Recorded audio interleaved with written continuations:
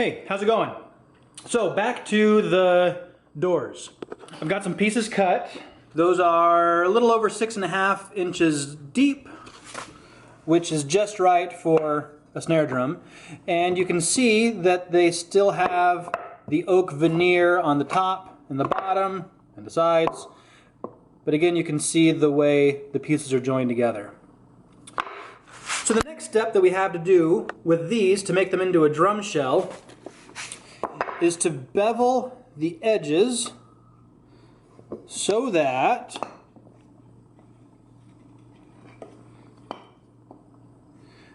they work in a circle.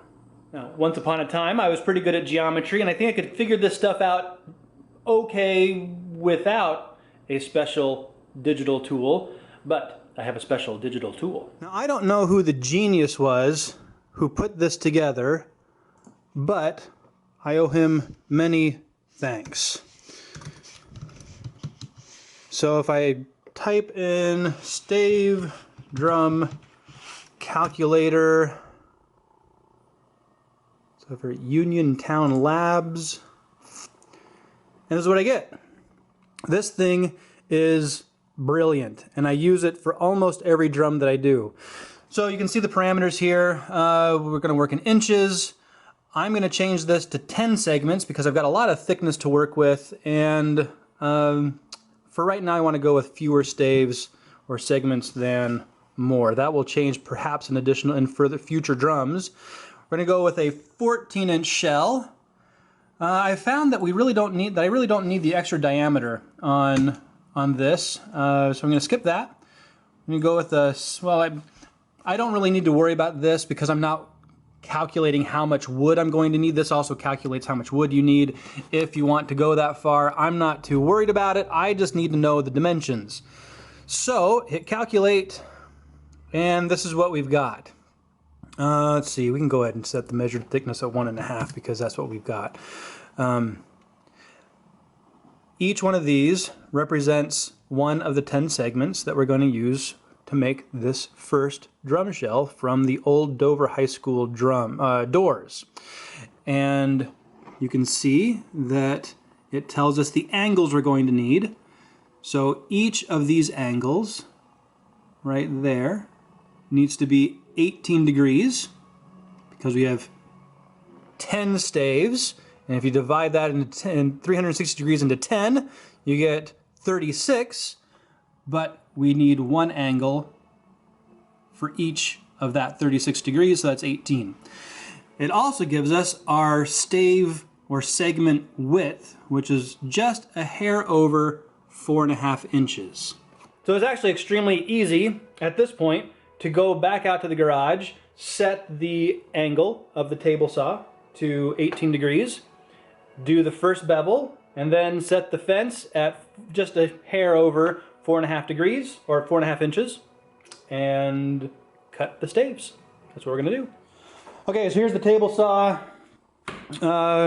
Let's get set up. Here is my very trusty angle finder. We want 18 degrees, but we want 18 degrees off of 90. So turn it on, set it 0, open it up to 90 degrees. There we go. Now we want 18 off of 90, so we're going to go back to 72, because 72 plus 18 is 90. You know that feeling when you're doing really simple math and you second guess how smart you are and think, I really need to get out my phone, open up my calculator, and see if 72 plus 18 really is 90? I'm kind of there, because I've made this stupid mistake before. And yes, it really does need to be this precise. Alright, then here, it is a simple matter of getting that out of the way again.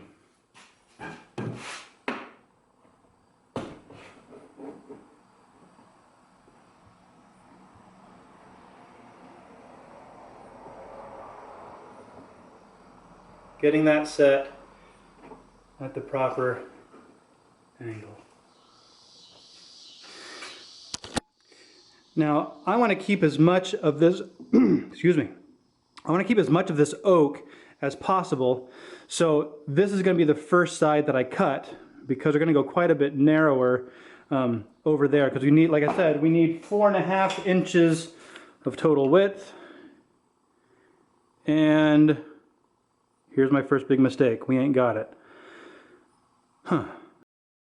Okay, I'm going to recalculate really quick, do a 20 stave drum, and reset. All right, we're all set up. I'm going to do 12 staves instead, so I cut 2 more chunks. I'm going to do a 15-degree bevel, 3.75 inch width on the staves. And it'll be a 12-section drum. So here we go.